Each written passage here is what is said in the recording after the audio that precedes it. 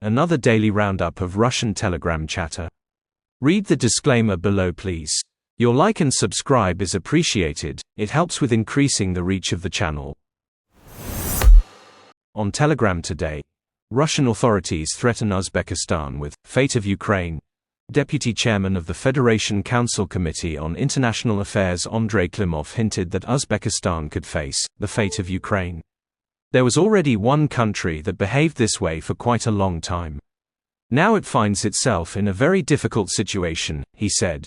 The statement was made against the backdrop of a situation in which a teacher at one of Tashkent's schools hit a schoolboy for asking him to explain material in Russian during a Russian language lesson.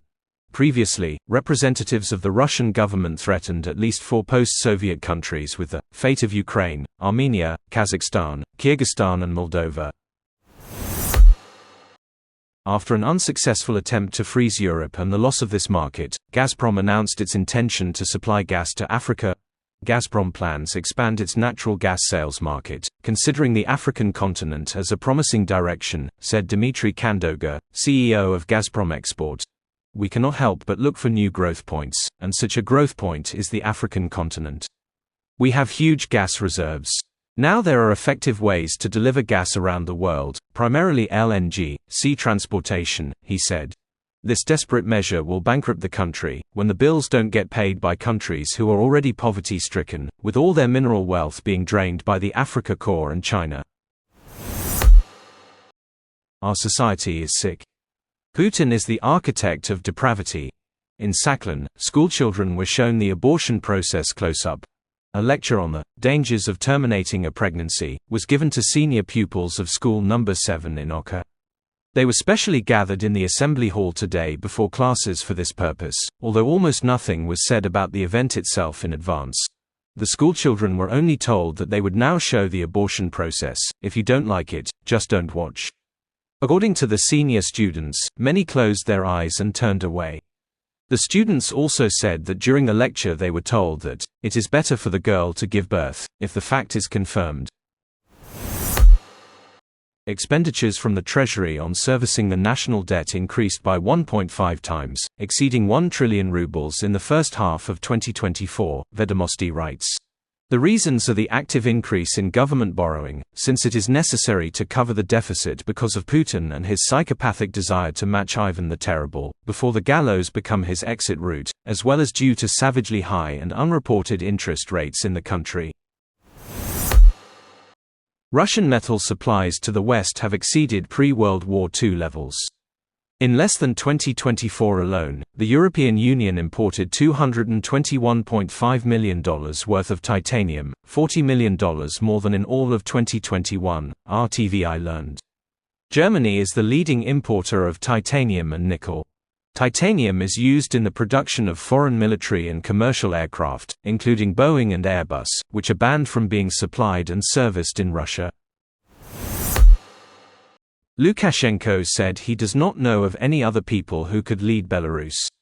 In his opinion, presidents are not made, but born divinely, and in order to hold a position of such a level, a candidate must have special qualities. These qualities include secret snatch and murder squads, secret police and a military full of thugs reporting to Lukashenko's appointed crime thugs.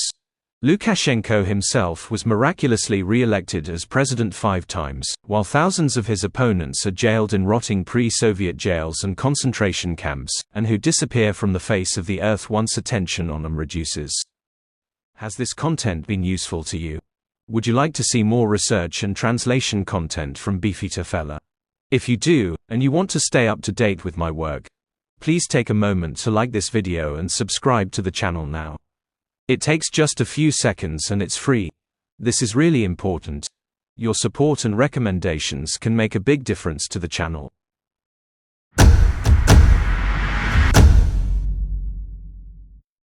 The ruble will weaken by the end of the year, according to ESPA CIB analysts. Against the backdrop of growing demand for currency, the ruble will fall to 95 per dollar and 13.6 per yuan. When Putin grabbed power in 2000, the rate for the dollar was. The Russian currency will reach such values if the situation with settlements does not improve and imports do not increase. If inflation in 2025 is 8%, the Central Bank of Russia may raise the rate to 23%, predicts VTB First Deputy Chairman Pionov. At the same time, the main scenario for the bank for next year is inflation of 6% and an average rate of 19%, but in practice, price growth may accelerate. Just for the record, he projected the rate at 4% in 2023 and 3.5% in 2022. He has a history of getting predictions spectacularly wrong. This year will be no different. 2025 will see the rate exceed 30%, by a long way. More than half of Russia's population was still born in the USSR.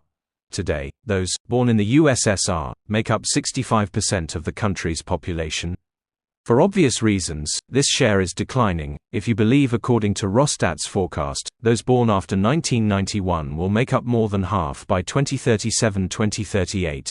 Every fourth of the currently living Russians, 36.2 million, was born during the 18 years of Brezhnev's rule, and so far there are more of them than during the 20 years of Putin's presidency, 31.8 million, but already fewer than those born under Putin, in the broad sense, i.e., including Medvedev's presidency, 39.0 million. The Ministry of Energy reported the decline of the gas station country.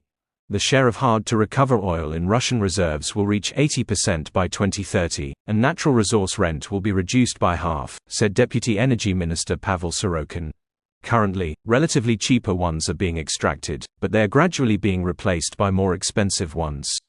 This means that the costs of extraction will grow.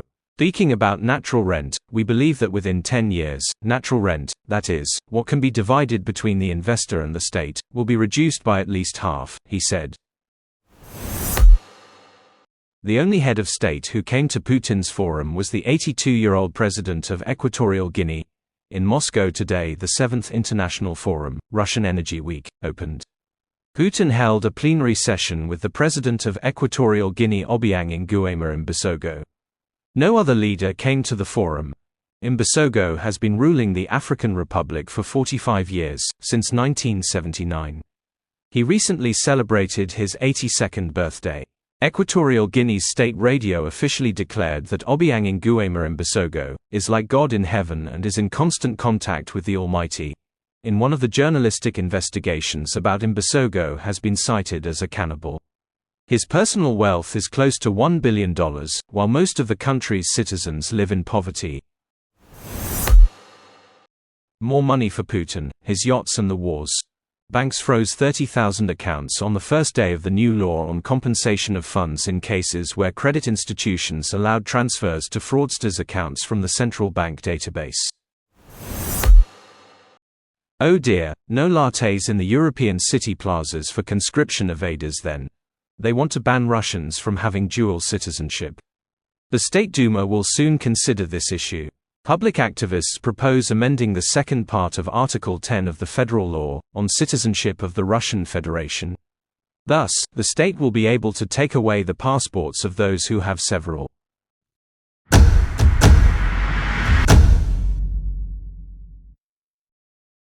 The chat is unverified. I do not endorse the views expressed. Be wary of disinformation and DYOR. I monitor and translate Vatnik channels as a general mood check, so you don't have to.